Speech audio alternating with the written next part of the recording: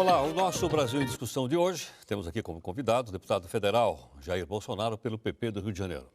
Aqui na nossa bancada, o nosso entrevistador, nosso companheiro aqui, está aqui conosco o jornalista Nirlando Beirão, que é comentarista aqui do Jornal da Record News, nosso companheiro o Marco Antônio Araújo, provocador do R7, e tem também aqui a participação do Celso Fonseca, que é o nosso editor também, editor executivo do nosso site, que é o nosso r7.com. Militar de profissão, Jair Bolsonaro é capitão reservista do Exército. Aos 67 anos, hoje, Bolsonaro é deputado federal pelo PP do Rio de Janeiro. Mas ele já passou por várias siglas partidárias. Foi do PDC, PP, PPR, PPB, PTB e do DEM. Bolsonaro já está no 6º mandato, em que foi eleito com mais de 120 mil votos. O parlamentar ganhou projeção nacional ao defender questões consideradas polêmicas e até mesmo preconceituosas. A tortura do período militar, a censura e a pena de morte. Já fez declarações contra as cotas para negros nas universidades e chegou a dizer que nenhum de seus filhos corre o risco de ser homossexual, pois tiveram uma boa educação. Eu não sei por que tanta discriminação. As minhas melhores professoras sempre foram as prostitutas. A cruzada contra as manifestações homossexuais é seguida pelo filho, o vereador Carlos Bolsonaro, do PP do Rio de Janeiro. Parlamentar também tem outro filho na vida política, o deputado estadual Flávio Bolsonaro.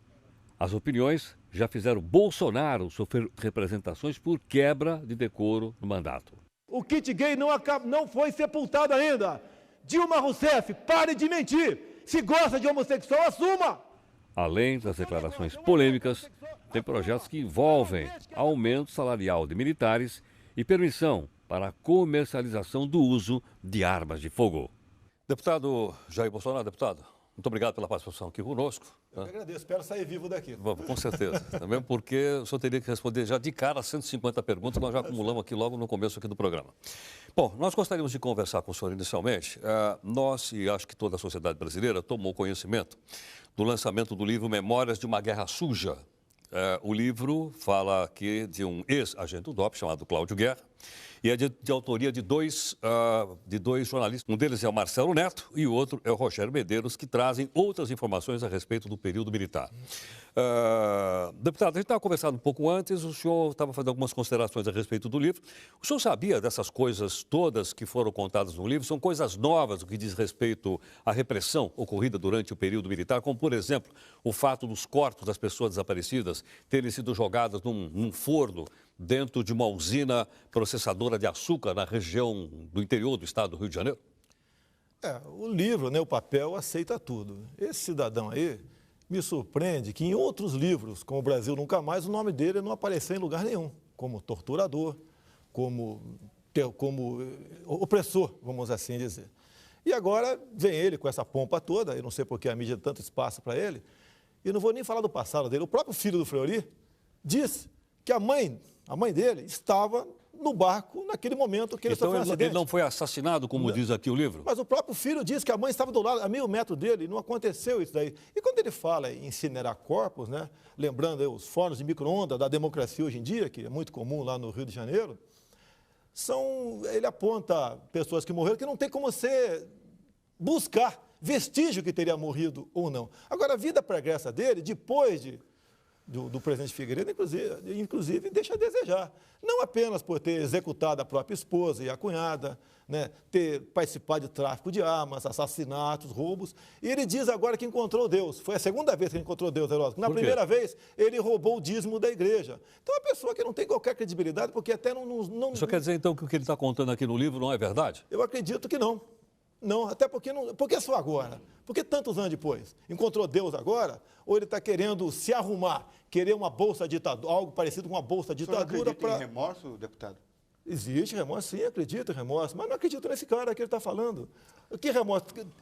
Diz ele que participou de séries de arbitrariedade durante o período militar. Após isso, executou a própria esposa, a cunhada, etc, etc. Tem um bom perfil, então, né? É um bom perfil. Para ter presenciado isso. Bom perfil dele, tá? Bom perfil de bandido. Ele está querendo algum benesse de algum lugar.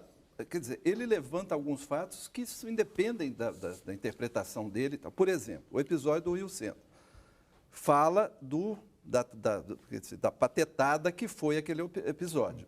Quer dizer, os militares resolveram plantar 3 bombas, e ele fala em 3 bombas. Já a notícia de uma primeira bomba que explodiu na Casa de Força, na época, sabe disso, é um fato notório.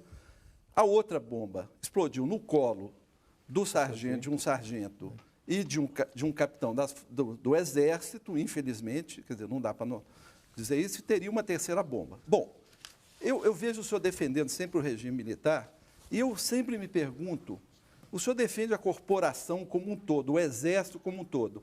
O Exército, aparentemente, tinha um bando de acelerados que atuava à parte da instituição e que o senhor insiste em defender. Quer dizer, o senhor defende essas pessoas que planejaram um atentado brutal para matar adolescentes que estavam numa casa de show no 1º de maio para botar a culpa na esquerda? Olha só, você não pode começar a julgar 64 a partir de 31 de março de 64. Tem que pegar antes, como o Brasil vivia. A imprensa fala tanto, critica tanto a questão de ditadura, né? O editorial do Roberto Marinho, na capa do Globo, de 7 de outubro de 84, começa o seguinte: participamos da Revolução de março de 64, imbuídos, né, no espírito de preservação das instituições democráticas, num país que estava tomado pela corrupção, pela greve, pela desordem. Começa por aí. Você pode ver, em 63, o Brizola e Marighella pregavam abertamente fechamento do Congresso e uma nova Assembleia Nacional Constituinte. Composta por quem, Heródoto? Camponeses, operários e sargentos. É sempre assim. Começa com o povo. E este pessoal era bancado e era financiado por países que nunca admitiram liberdade em seu solo, como, por exemplo, Cuba. Que foi uma coisa, guerrilha do Araguaia. Eu volto para o centro, que eu tive muita conversa. O senhor está falando de episódio de 64, eu estou falando de episódio de 81, quando já não havia luta armada no Brasil e que a única luta instaurada era a luta entre setores do Exército. Estava voltando pessoas anistiadas que mataram muitos colegas nossos, muitos brasileiros, não só militares. O Gabeira matou alguém? Não, o Gabeira, que maravilha, gostei do Gabeira. Ele fala abertamente, o Gabeira, que o que eles queriam implantar em 64 não era democracia, era a ditadura do proletariado, onde nós teríamos rios de sangue no nosso país. Até o livro negro do terrorismo, né, onde Roberto Campos fez uma matéria em 98 na Folha de São Paulo, ele conclui no final: antes anos de chumbo, 1000 vezes anos de chumbo, do que rios de sangue. Deputado. A questão de 64, eu voto Rio Centro. Quer que eu fale Rio Centro? Eu falo Rio Centro. Então, o senhor está justificando o fato de que, para impedir, então, que a esquerda subisse olha só, no poder, era preciso usar a tortura? Olha só, a tortura, eles treinaram em Cuba, o pessoal da esquerda, antes de 64, o PCdoB já mandava a gente para a Academia Militar de Pequim, para treinar o quê lá? Para aprender o quê lá? Deputado, o governo militar torturou? Sim, torturou. Sim, e aí? Sim, e daí? O senhor defende isso? Concorda com essa tortura? A tortura é uma arma de guerra. Como eles nos torturaram? Então vocês são muito parecidos, é isso, deputado? Olha, eles provocaram. Nós não fomos no Vale do Ribeiro em primeiro lugar. Nós não fomos no Paraguai em primeiro lugar. Quando você tem que entender uma coisa. Você vê, por exemplo, militares do exército americano urinando em cima de gente, fazendo certos abusos. Uma autoridade ali, naquele momento, se quer repreender ou fala que vai denunciar o soldado, ele pode até morrer. Então, guerra é guerra. Guerra é guerra, tá certo? E eles entraram na guerra. Eles perderam, graças a Deus, eles perderam em 74 e depois foram para a luta armada, financiado, repito, por países que nunca admitiram liberdade em seu solo. E, graças a Deus, nós conseguimos ganhar essa guerra. Deputado, o senhor acha que isso tudo vai ficar mais claro agora com a chamada Comissão da Verdade? Em que a população brasileira, o país, vai poder olhar agora dos olhos da história, que é uma coisa do passado, para saber exatamente o que aconteceu durante esse período? Heródoto, você compra um livro, vai a um cinema, de acordo com o título do livro, né, ou do cinema. Está chamando a atenção. Comissão da Verdade, nome bonito, né? Primeiro, o PT quer a verdade. Por que eles não começam com a verdade do Celso Daniel? Sequestro, tortura e execução do prefeito Celso Daniel.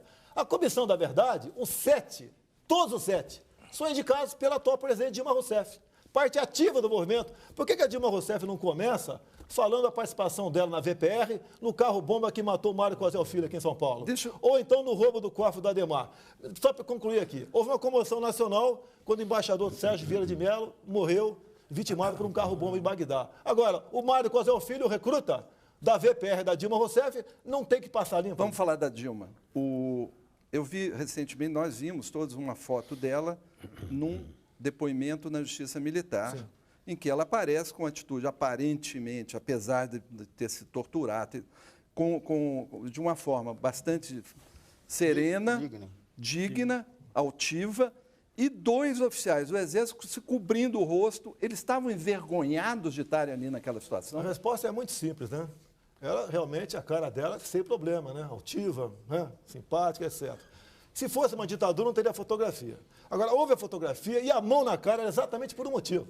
Porque aquela foto dos jornais, os familiares daqueles militares poderiam sofrer represálias da esquerda que estava em liberdade.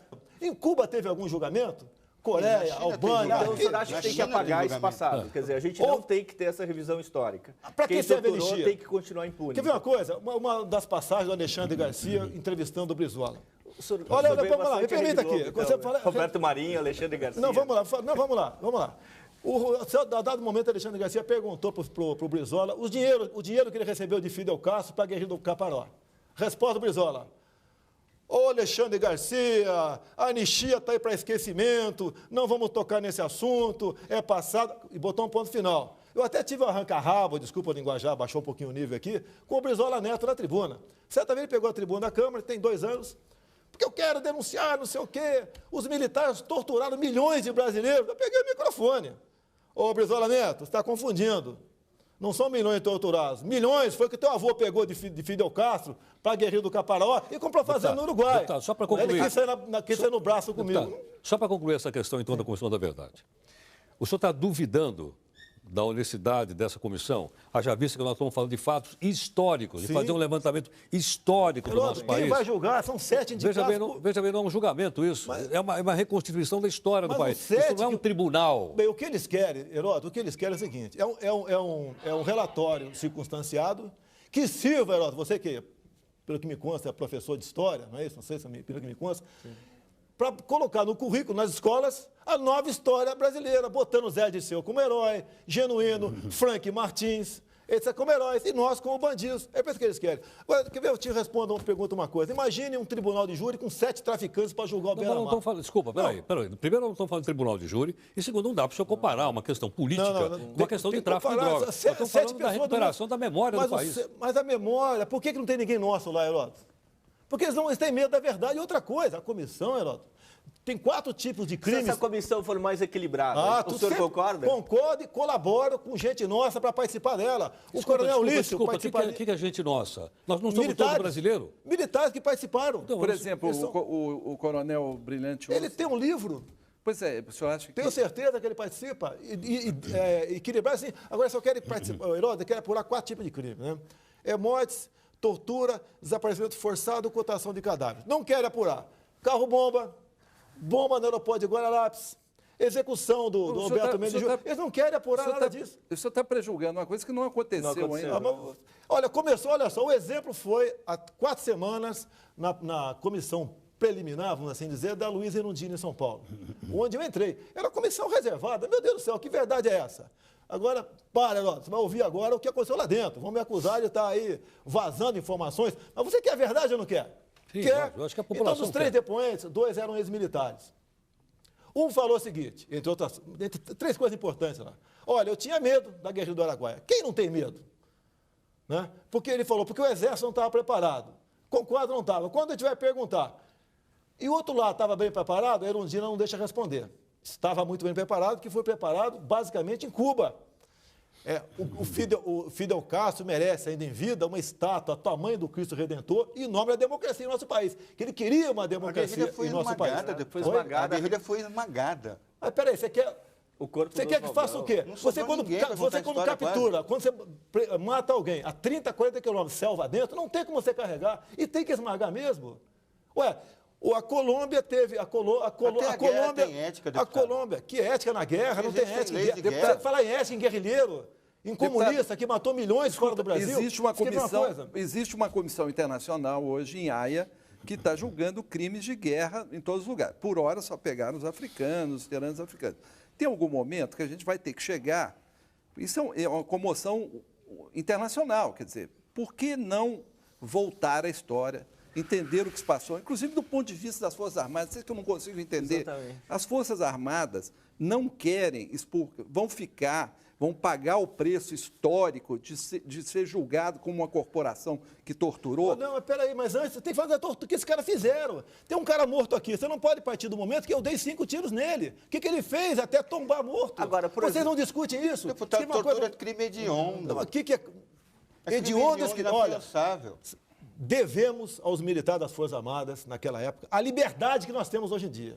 Que se esse pessoal tivesse chegado ao governo, quantas vezes já tentaram calar a imprensa, esse pessoal que está aí? Deputado, não cansa ficar defendendo isso. Não. São 40 anos defendendo assassinato, tortura, arbítrio, ditadura. Deputado, nós estamos aqui hoje, nós estamos discutindo, temos pontos de vista divergentes. Naquela época não existia essa possibilidade. Ninguém discutia nada. Quer dizer, se a gente estiver discutindo com esse teor de liberdade que estamos discutindo agora, nós sairíamos daqui direto para a cadeia para ser torturados, talvez. Espera aí. Então, o que esses caras queriam impor no Brasil? Queriam impor uma ditadura em nosso país. E vocês nós vivíamos na época da Guerra Fria. Vocês colocaram outro, deputado. Olha só, no Brasil aqui todo mundo tinha liberdade, quem quisesse sair do Brasil saía. Tá ok? Tinha muita gente teve que sair do país obrigada. É lógico, o cara quantos cientistas, quantos intelectuais que o Brasil deixou de conviver? Não, a grande maioria que saiu daqui foram poucos. Saíram daqui, foram porque cometeram crime de sangue. Eles treinavam o quê em Cuba, na Albânia, na Coreia? Foram fazer o curso do quê lá fora? Você vê uma coisa, a Dilma Rousseff fala muito do Beto, o amigo dela. Ô, Beto, não está aqui, etc. A história é longa, tá ok? Por exemplo, temos foto, a imprensa publicou, de Beto em 62, em Cuba, curtindo férias. Agora, deputado, quem curtia férias em Cuba 62, se não fosse simpático ao regime? Explica mais uma coisa que está aqui no livro, né? Uma guerra suja, e eu acho que o nosso telespectador deve saber. Quando, no período Geisel, o próprio regime militar começou a promover a sua reabertura, houve um setor dentro das Forças Armadas que era contrário a essa abertura. Sim. E houve até uma história de uma tentativa de golpe de Estado contra o próprio Geisel, que todo mundo sabe. Né? O senhor não acha que seria também bom explicar, dizendo, olha, nesse período os militares estavam querendo abrir, mas havia uma facção de extrema-direita radical dentro do Exército que era contrária à volta à democracia do país? Geraldo, o que acontece é o seguinte, Geraldo. Houve um engajamento nosso junto à luta armada. Tá, okay? Perdemos muitos colegas. Deputado, só esclarecer. A partir do momento que você vai vivendo muito isso, você vai perdendo sensibilidade. Mas o governo era militar, o presidente era militar, o ministério era formado por maior parte dos militares. O governo tinha completamente o controle da nação. Como é que a gente justifica a existência dentro das Forças Armadas de um grupo que é contra as Forças Armadas? Sim. Mas isso não tem explicação. Mas, Eduardo, você quer explicar isso? Como é que... Eduardo, você quer com a Comissão da Verdade apurar a verdade deles, Heródoto. Uma coisa, na lei está escrito que é dever do militar colaborar. O senhor então não leva em consideração que a história não vai fazer julgamento de ninguém? Não, esse grupo, esse 7? Não, eu estou dizendo esse 7 já foi balão de ensaio. Isso aqui é uma fonte, existem outros. Balão de ensaio nessa Comissão da Verdade. Nilmar Miranda, a filha do Rubens Paiva. Olha, eu conheci a filha do Rubens Paiva. Eu sou do Vado Ribeiro, eu sou de Eldorado Paulista. Tá? A família Paiva tinha uma fazenda enorme chamada Caraitá, em Eldorado. Em 1970... o Lamarca se alojou próxima à divisa da fazenda do Rubens Paiva, indicado por ele. E depois, quando ele foi descoberto, a suspeita caiu em cima de que o Rubens Paiva teria, mediante tortura, denunciado aquela situação. Tanto é que o Lamarca, quando passou em Eldorado, ele feriu 3 soldados, feriu uma mulher e fugiu, foi morrer na Bahia em 71. E o Rubens Paiva também em 71. Então o Rubens Paiva também estava envolvido na guerrilha, estava dando apoio à luta armada do nosso país. E vivia, inclusive, no Chile. Você quer esperar o quê dessa gente? Com o fato de ter sido morto em tortura. Olha só. Isso ter sumido o Rubens Paiva estava jurado, ia ser justiçado pela esquerda da VPR do Lamarca. Aí vocês foram e fizeram o serviço, então. Mas o que é fazer serviço? Eu não entendi o que é fazer serviço. Argumento. Que argumento? Que o Rubens Paiva tinha ligação com o Lamarca. Isso justifica. Mas vocês querem dizer que é a mesma coisa que dizer que os traficantes, por aí, quando morrem em combate com a polícia, nós temos que punir o policial militar. É a mesma coisa. Vocês falam em presos políticos. Preso político tem em Cuba e ninguém faz nada. Deputado, o senhor acha que quem cometeu barbaridades, como, por exemplo, torturas, tem que responder permanentemente e o crime de tortura não pode ser anistiado? Olha, a tortura passou a ser captada de lei há pouco tempo, né? Agora, o PT está pensando em criminalizar o terrorismo. Só com um detalhe, acredite se quiser. O grupo 16 juristas que estão fazendo trabalho no Senado, se nós aqui fomos agora no aeroporto aqui, tocar fogo num avião, ou invadir uma fazenda de de experimentos aí, de transgênicos, nós aqui, nós começamos com 8 anos de cadeia. Agora, se for o MST, deputado, a via campesina, não. Eu pergunto uma coisa, você está respondendo outra. Heródoto, eu estou falando, Heródoto. As pessoas que querem a verdade são as pessoas que... Não, então vou voltar à pergunta. Sim. O senhor acha que pessoa que cometeu crime de tortura tem direito a ser anistiado ou não tem anistia para quem cometeu? A partir de agora, não. Capital tem lei. Se não me engano, 98. É a sua opinião. Mas isso, do ponto de vista internacional, legislação internacional, isso é um crime hediondo, não é no Brasil, é no mundo inteiro. Se assim, o americano colaborou com o regime militar aqui, colaborou com a Argentina, e eles querem nos julgar agora. O know-how da tortura brasileira é brasileiro ou é americano? Não, cubana. Cubana. É chinesa. Mas não vieram americanos aqui?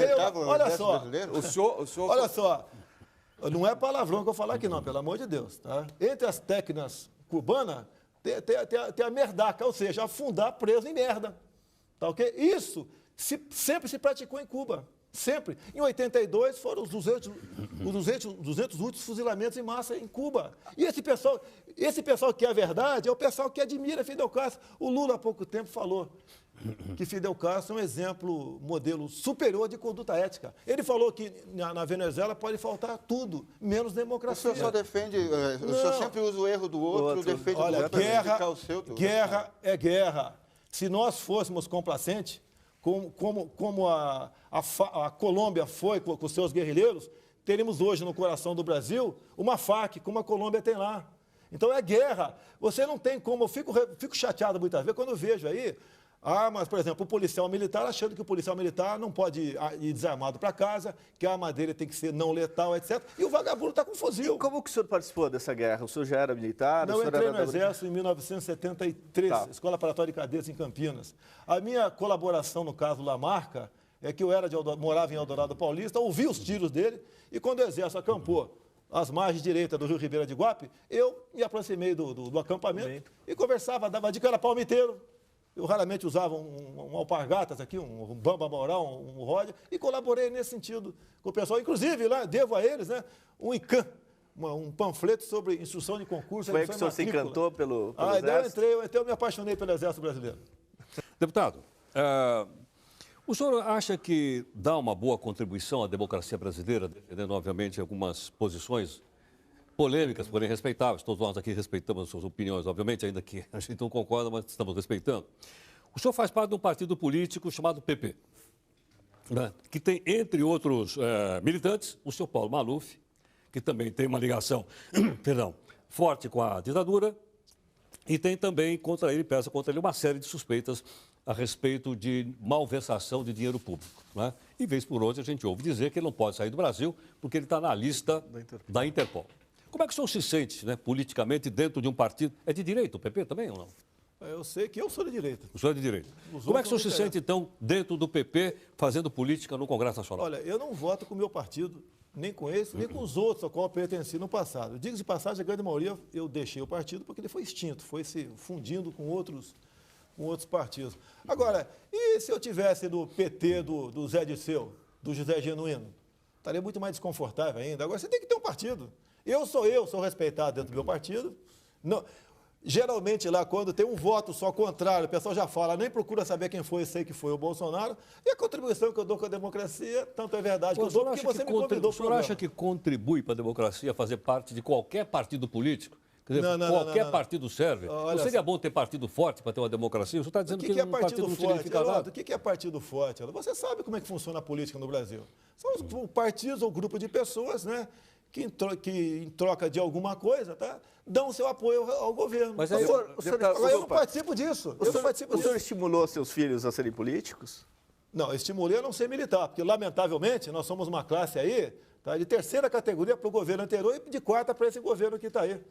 Agora, eu lancei um filho meu candidato, foi muito bem votado, não gastou nada, porque gastou foi ele. Depois lancei outro que é vereador na capital. O meu terceiro é policial federal. Tá, okay? E tenho mais dois ainda. O senhor diz que é de direita, o que é elogiável, que raramente acontece isso. Quem mais é de direita no Brasil? O senhor citou o Globo.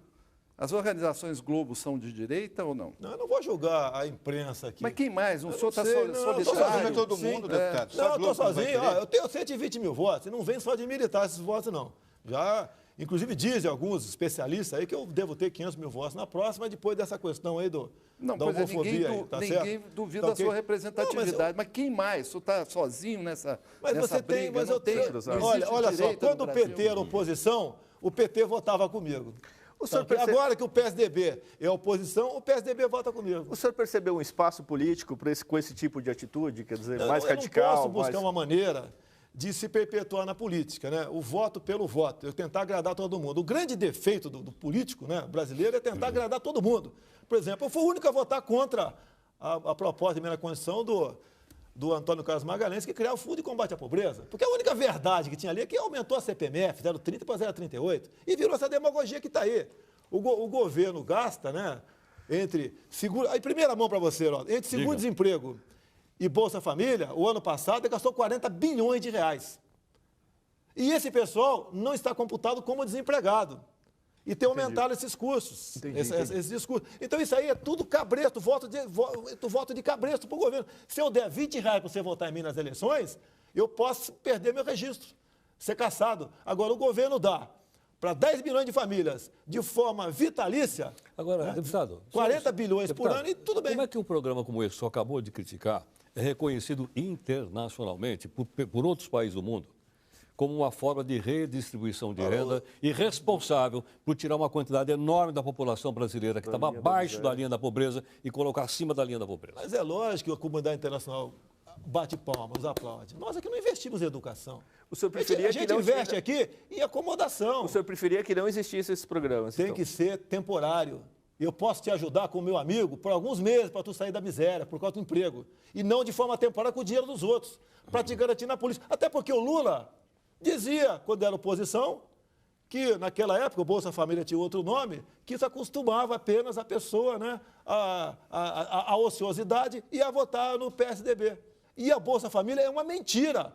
Você no Nordeste você não consegue uma pessoa para trabalhar na tua casa. Quer dizer, porque se for trabalhar, perde o Bolsa Família. Na sua visão, a economia brasileira é um desastre, está indo mal, não está crescendo emprego, olha só. Não tirou 30 milhões da Espera aí. Não é desemprego, já te falei aqui o desemprego.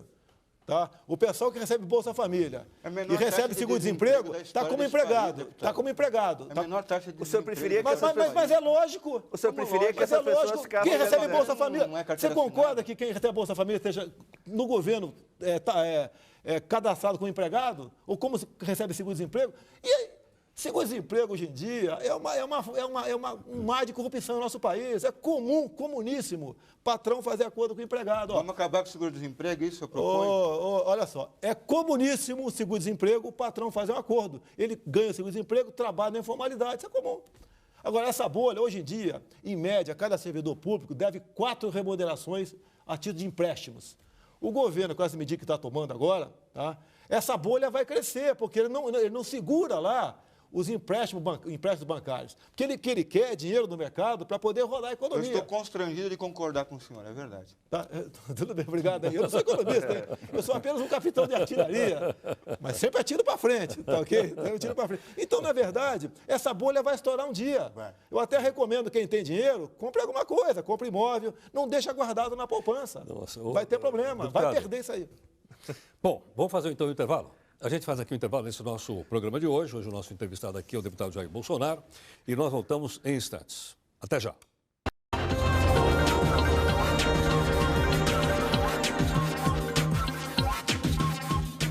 Bem, nós voltamos aqui com o nosso Brasil em Discussão. Hoje o nosso convidado, o deputado pelo PP do Rio de Janeiro, o deputado Jair Bolsonaro, que está aqui conosco. Participa do programa o jornalista Nirlando Beirão, o meu companheiro no Jornal da Record News, e também o nosso provocador, o Marco Antônio Araújo e o Celso Fonseca, ambos do R7.com. Deputado, deixa eu mostrar aqui na nossa tela uma pergunta do Kennedy Moraes para o senhor. Olha aqui, ó. Vamos ver se está aqui, de cima. Ele diz o seguinte, que uma declaração do senhor, o senhor disse que o filho começa a ficar assim meio gayzinho, ele muda o comportamento dele. Ele pergunta se realmente o senhor acredita que o que faz um homem, um indivíduo de caráter e respeito, bem como ser heterossexual ou homossexual, é o fato de sofrer uma educação repressiva, ser espancado ou censurado pelos pais. E o senhor apanhava muito em casa e apanhou também no Exército? Pergunta aqui o Kennedy. No Exército eu nunca tive esse problema, né? Nem bati, nem apanhei, sem problema nenhum. Olha, assim como você muda o comportamento de um garoto agressivo, você pode mudar o comportamento de um garoto que quer ter certos comportamentos que não estão de acordo com a minha linhagem. Acabou. Você vê, se um garoto começa a andar com quem fuma, com quem cheira maconha, com quem cheira, vai acabar fumando, cheirando. Se começa a andar com só aluno que não quer estudar, vai virar vagabundo. E se começar a andar com homossexuais, com toda certeza, tem tudo para virar homossexual também. Isso se resolve na pancada, é isso? Desculpa. Mas o que é pancada? Tem a lei das palmadas em Brasília agora. Eu segurei a lei das palmadas. Eu entrei com o recurso, eu segurei. Aliás, a pergunta do João aqui é sobre eu segurei a lei das palmadas em Brasília. Que moral tem qualquer governo, quem dirá esse que está aí, dizer como eu devo educar meu filho em casa? Ninguém é a favor de espancamento. E sabe quem patrocinou essa proposta inicialmente, no ano passado aqui? A Rainha Silvia da Suécia. Então eu perguntei para a Rainha Silvia, eu não posso dar um tapa na bunda do meu filho de 17 anos de idade porque está cheirando maconha. Agora, na Suécia... Mas 17 já é um rapagão. Na Suécia, a idade penal começa com 15 anos, começa com 15, lá ele vai para a cadeia. Aqui, se eu der um tapa na bunda do meu filho, eu acabo sendo condenado ao afastamento do lar. Agora, para o primeiro mundo, quanto mais tivermos aqui imbecilizados aqui, sem cultura, melhor para eles. Somos um país rico. O senhor é favorável, então, que a putabilidade, a criminalidade, então, do jovem comece abaixo dos 18? Já que o senhor citou aí o exemplo da Suécia? A proposta mais antiga, deputado com mandato lá, sou eu, 16 anos de idade. 16 anos, sim. Você pode ver, falo que o garoto de 16 anos de idade não tem ainda aquela maturidade suficiente. Você já viu alguém de 16, 17 anos de idade, na sua comunidade, na sua favela, cometer um estupro, um roubo, um assassinato, um furto? Não, porque lá tem pena de morte para ele. Ele sabe que o bicho vai pegar. Agora, nós, otários que moramos em asfalto, defendemos esses vagabundos que vêm dessas comunidades, é uma minoria, certo? Mas vão para lá cometer crime em cima da gente. Mas você permitir, redução da maioridade penal, que um 16, 17 anos, como o Champinha, não está em liberdade ainda porque tem uma pressão muito forte da mídia contra ele. Mas se fosse outros que cometer até crime maior do que ele, que não tem repercussão, já estão na rua. Aí em Brasília agora pegaram um garoto, estava no Camburão algemado, uma semana passada, ele falando, ó, na próxima ele não escapa, ele não conseguiu matar o cara. Na próxima não escapa, tem 17 anos. Eles zombam da nossa cara, zombam. E nós temos que acreditar em política de direitos humanos, de recuperar esses marginais. Mas o seu discurso é do ódio, deputado. Não, da realidade. Da vingança. Se você fizer uma pesquisa aqui, no mínimo 85% favorável à redução da maioridade penal. É isso? Tá certo? Mas é o seguinte, você fica com ódio a partir do momento que aquele cometeu um mal para você ou para a tua família, uma filha nossa, uma mãe, uma irmã nossa, não é punido. Todas essas questões que o senhor está lembrando, especialmente em relação à segurança, não são coisas que a gente tem que resolver, então, desenvolvendo melhor o nosso Código Penal, nosso Código de Processo Penal, nossa justiça, nosso poder judiciário. Concorda, você... Porque aparentemente parece que a gente tem que resolver as coisas pela vingança, pela vendetta. Quer dizer, o sujeito, então, se fosse meu filho, matava o cara. O senhor realmente não acredita que possa ter afeto, carinho e amor entre duas pessoas do mesmo sexo? Olha, minha briga nunca foi contra o homossexual. Foi no material a ser distribuído nas escolas. Que material? É o material conhecido como kit gay. Heródoto, sem querer, no final de 2010, no dia 23 de novembro de 2010, eu descobri isso dentro da Câmara. Então o senhor respeita... Peguei as fitas. Eu peguei as fitas. Esse material, todo ele agora foi para a Secretaria Nacional de Direitos Humanos. Aqui diz claramente, os livros devem visar a desconstrução da heteronormatividade. Foi criado agora em dezembro, numa grande conferência patrocinada pelo governo federal em Brasília, onde mais de 800 homossexuais ficaram por uma semana decidindo isso lá, entre outras coisas, bolsa de estudo para jovem LGBT, estágio remunerado para eles, primeiro emprego para eles, a criação de república gay, cota para professor homossexual para o ensino fundamental. E você sabe quem fez a pesquisa nas escolas para chegar a essa conclusão? Grupos LGBT, conforme publicado em Diário Oficial da União, de meados de 2010. Você sabe qual foi a conclusão mais importante das pesquisas que eles fizeram em 11 capitais, inclusive aqui em São Paulo? Descobriram que existe nas escolas do ensino fundamental que eles mentem quando diz que é segundo grau, porque eu tenho as fitas todas, com imagens deles falando.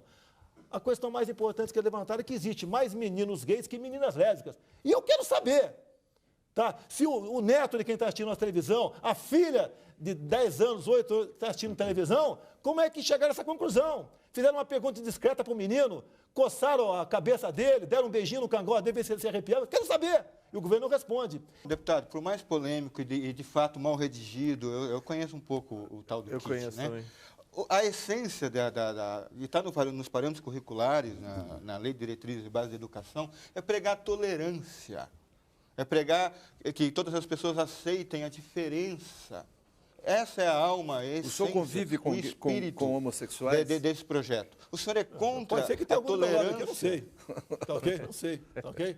Mas o senhor não consegue perceber a distância? Desculpa aqui, eu não quero saber se alguém é homossexual que está aqui. Não me interessa isso. O senhor não percebe a distância? Eu acho que se tiver 2 bigodudos aqui dentro, vai dar um beijo no motel, na casa dele, aqui na minha frente, não. Cumprimenta, lava a mão depois. Sem problema nenhum. Senhor, deputado, você não tem uma certa obsessão, uma certa não tem obsessão nenhuma. por esse tema? Eles querem dizer que o comportamento deles tem que ser modelo de conduta para todos nós. Não é. Qual pai tem orgulho de ter um filho gay? Não tem. Deputado Bolsonaro, deputado, vou falar um pouquinho agora a respeito, vamos falar da sociedade brasileira como um todo, porque às vezes nós estamos falando no geral, aí o senhor particulariza, né, para determinados casos, parece que aqueles casos justifica uma conduta geral. Estamos discutindo aí se algumas drogas podem ou não ser não criminalizadas. E temos pessoas, vamos dizer assim, bastante conhecidas, ligadas nesse movimento, não só no Brasil, como internacional, mas no Brasil aqui, o próprio ex-presidente Fernando Henrique Cardoso. Como é que o senhor acha que um assunto como esse deveria ser discutido na sociedade brasileira e no Congresso Nacional, para saber como é que a sociedade deve comportar em relação a drogas como, por exemplo, a maconha? Você faz um plebiscito, me entender, não passa. A droga não faz mal apenas para aquela pessoa. A partir do momento que a pessoa está viciada, ela vai buscar meios de manter o seu vício. E a grande maioria, os meios vai ser onde? Roubos, furtos, e toda a sociedade vai perder com isso aí. O senhor acredita que existam drogas e drogas? Drogas recreativas, drogas mais potentes? Não, eu não tenho mais ou menos homossexual para mim, não, né? Sem querer voltar ao assunto aqui. É uma obsessão. Tá É uma obsessão. Não vai ter mais ou menos gay, mais ou menos grávida, você não vai ter. A porta de entrada para todas as drogas é maconha. E o álcool? Olha, eu não sei. Eu não bebo. Mas nem isso, deputado. Não, a minha cota é uma cerveja por mês. Uma tacinha de vinho? De vez em quando, sim. Não bebo, o senhor faria uma lei seca, então, total? Assim, não. Inclusive, essa questão da lei seca, na reforma do Código Penal, querem propor o índice zero. Zero, sabe? Não, pelo amor de Deus. Até um padre pode ser preso após a missa, quando toma um gole. 2 vezes concordar com o senhor, eu vou embora. Não pode. E você pode ver que a intenção, né, igual quando o Código de Trânsito veio à tona aqui, aquela onda toda, a violência continua no trânsito, e basicamente o quê? A indústria da multa. Heródoto, 90%... Estou perdendo bicicleta elétrica agora, né? Pois é, lá no Rio, né? Pelo amor de Deus. Você pode ver, quase 90% do que se arrecada com a multagem eletrônica vai para a empresa que expõe aquilo. Onde eu tenho certeza que a maioria dos nossos chefes de executivos estaduais e municipais não são corruptos, tenho certeza absoluta, né? Mas se quiser, está uma corrupção, o risco zero de ser detonado ali, zero. Mas o senhor conhece estudos que provam, são estudos sérios, que provam que a maconha tem fins medicinais. Sim, tem esse. Não é discutível, quer dizer, nem aí, nem para ajudar a diminuir a dor de uma pessoa. Sim, tudo bem, pode usar para esse fim, como na guerra você usa, se não me engano. O senhor está fraquejando. Usa morfina, na casa de guerra você usa morfina, é comum, cara, usar isso aí, tem que usar. Deputado, o senhor falou de corrupção, qual é a sua expectativa para essa CPI que está se esboçando agora? Assim? Olha só, eu acho que o governo, né, o país, tem uma chance ímpar numa CPI. Porque foi quebrado o sigilo de um telefone que, eu não vou dizer imexível, como o Magre aqui, mas ingrampeável.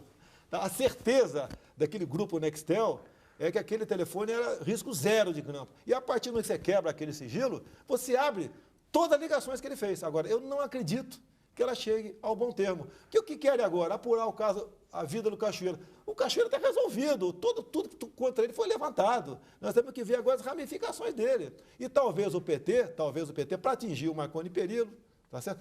Entregue aí, o que é comum por parte da esquerda, né, pela causa, justiçar, entregar aqui a própria sorte, o Agnello lá em Brasília. O senhor viu que citam a imprensa nesse episódio. Sim. Parece que pelo menos um veículo, a revista Veja, usava material grampeado, quer dizer, de certa forma, facilitado por esse personagem do submundo. Desculpa. O senhor gosta... Não, só aí teria uma interferência do Cachoeira em algumas publicações. De certa forma, pautava o Policarpo. Isso... Tem que ver, não pode apenas investigar aqui o Policarpo Júnior da Veja, apenas ele que fez o contato, pelo que me consta aqui. Né? Seria a mesma coisa, caso fosse legalizado, o caso de eu poder, por exemplo, passar para o traficante para desbaratar uma coisa dele lá na frente. A imprensa parece que foi nesse caminho. Investiga a imprensa, por que não? Sim. Tá? Eu acho justo isso aí, nada mais justo. Agora, o senhor assinaria a convocação do Roberto Tívida para a CPI? Oi? O senhor assinaria a convocação? Olha, eu assinei a CPI do Cachoeiro. Tá? O meu filho, por exemplo... Mas a pergunta é bem específica e faz muito sentido. Não tem problema nenhum, acho que tem problema nenhum. Quem não deve, vai lá e fala. Tá, okay? Agora, com toda certeza, os contatos com a Veja estão aqui nesse sigilo telefônico.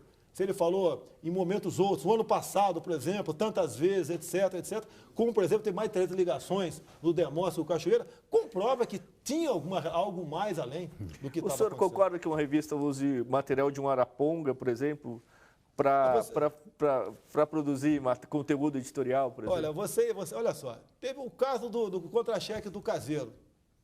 Do Palocci. Do Palocci, do palmeirense lá, do Caseiro palmeirense lá. O problema é olha só, a publicação na revista Época, daquele contra-cheque, foi feita pela filha da Mira Leitão. Aí, abafou-se o caso. Abafou-se o caso. Agora, vocês dizem da imprensa que vocês podem preservar o sigilo da fonte. Eu já fui usado como fonte no passado, respondi processo. Tá ok? Tudo bem, é regra do jogo. Agora, eu acho também, por outro lado, para onde chegou, parabéns à revista Veja. Em que sentido? Dispor, abrir, botar esse câncer para fora. A CPI do Cachoeira não fez parte de nenhuma grande reportagem da revista Veja.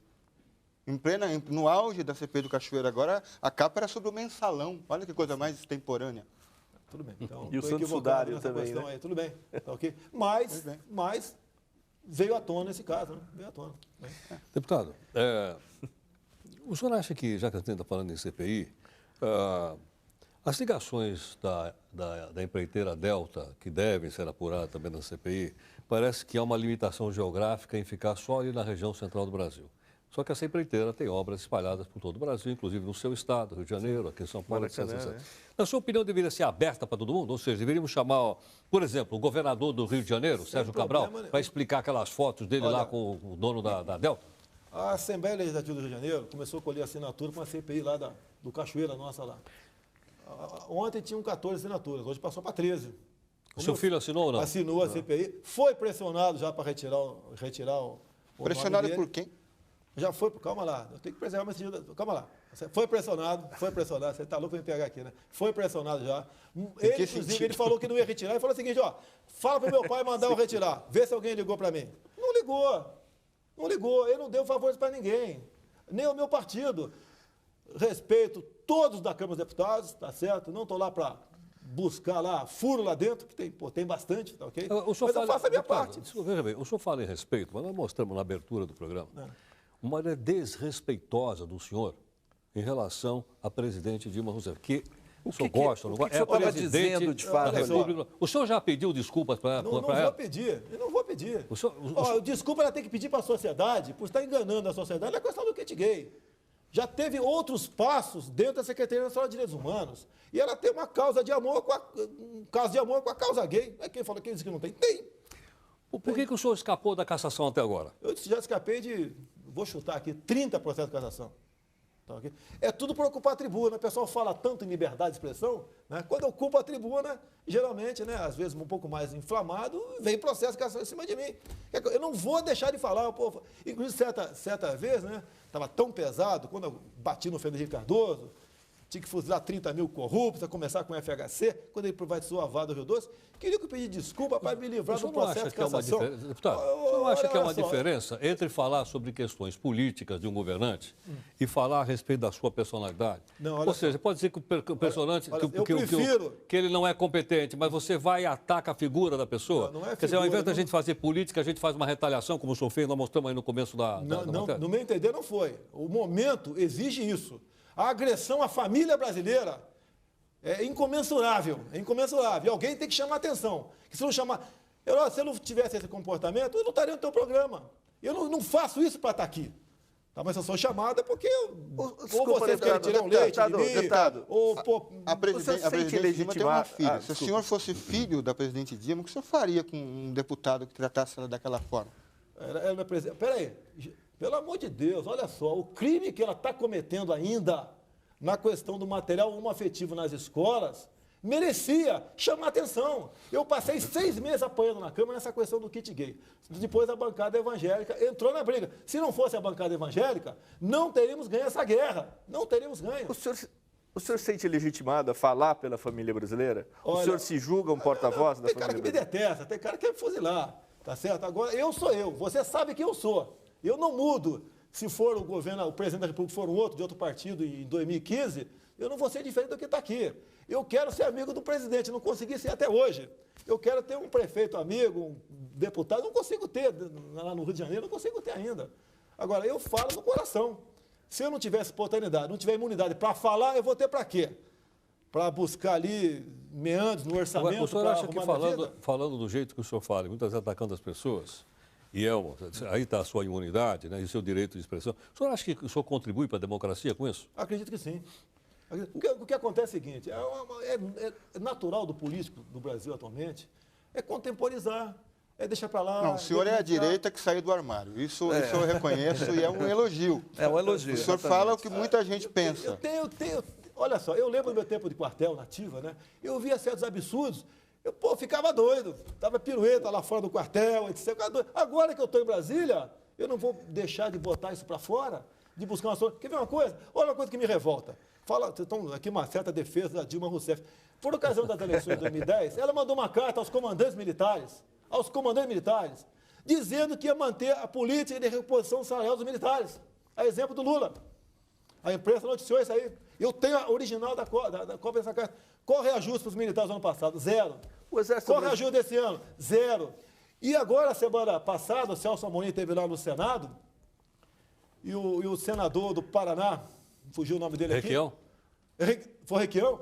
Não, foi o Álvaro Dias. Questionou o ministro seguinte: ministro Celso Amorim, estamos fazendo um concurso para o Senado, salário inicial, R$19 mil. Algum dos seus comandantes de força, 4 estrelas que estão aí, ganham mais do que isso depois de 50 anos de serviço? Ele ficou quieto. O Exército Brasileiro está sucateado?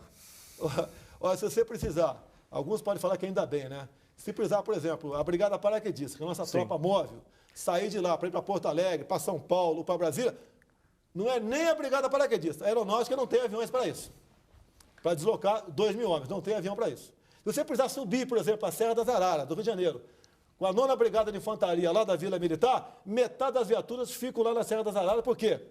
Mais da metade das nossas viaturas tem mais de 25 anos de uso. Algumas são até da Segunda Guerra Mundial. A nossa marinha também, pobre marinha do Brasil. O senhor foi a favor da decisão do presidente Lula de mandar aquela tropa brasileira para o Haiti ou não? No primeiro momento, não fui favorável. Por quê? Virou por quê? É o interesse político dele, pessoal dele. O senhor não acha que é uma causa nobre? Olha só, virou aqui uma eternidade.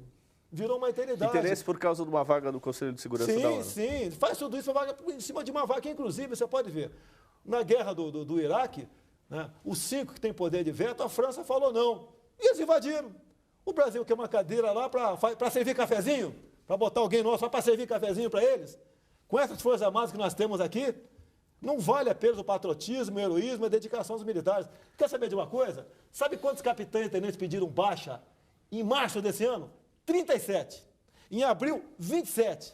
A média desse ano vai passar de 300. Dos últimos 4 anos, 200. O senhor não acha que melhoraria isso se houvesse a substituição do alistamento obrigatório por um alistamento voluntário, como existe em outros países do mundo?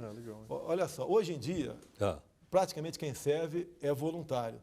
O alistamento é um controle. Eu acho que o alistamento podia ser fazer até para as mulheres, porque você vai ter uma fotografia real da nossa população. Quando eu falo, eu tenho uma proposta lá em Brasília que visa a paternidade, né, responsável, que alguns chamam de controle da natalidade. Nós crescemos, Heródoto, 3 milhões de habitantes por ano. E eu falo com isso por quê? Você tem esse dado em cima do alistamento militar. Tá?